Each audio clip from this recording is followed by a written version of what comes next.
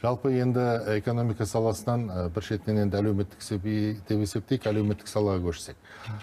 Ауыл халқы биыл су тапшылығынан біраз зардап шекті. Білуімізше, Түркістан өңірінде ауыл халқының 90%-ы ауыз суды сырттан тасып ішеді. Соған тәуелді.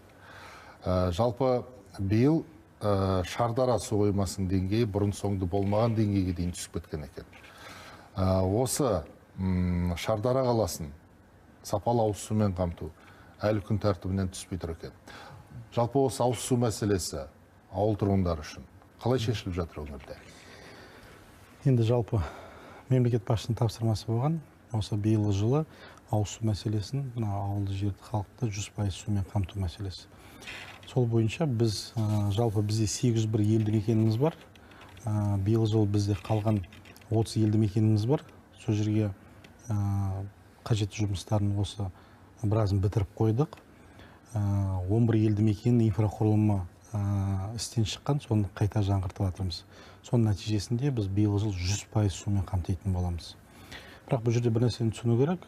Бізде әлде кестемен шығып отырған елді мекендеріміз бар. Оны өткенде есептеп қарасақ, 192 елді мекеніміз бар, кестемен шығып отырған. Бірақ ол кесте дегеніміз сол жаз айларында ұңғымалардың судың дебеті түсіп кетеді.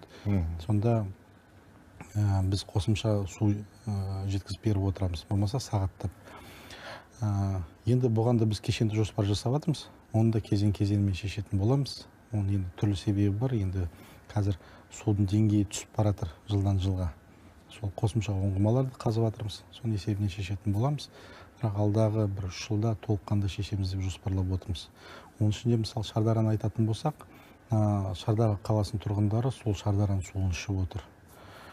Біз қазір Тамақ Тастанбек деген бір жобамыз бар. Оның қазір құрылысы жүріп жатыр, қаржысы толық қаралған.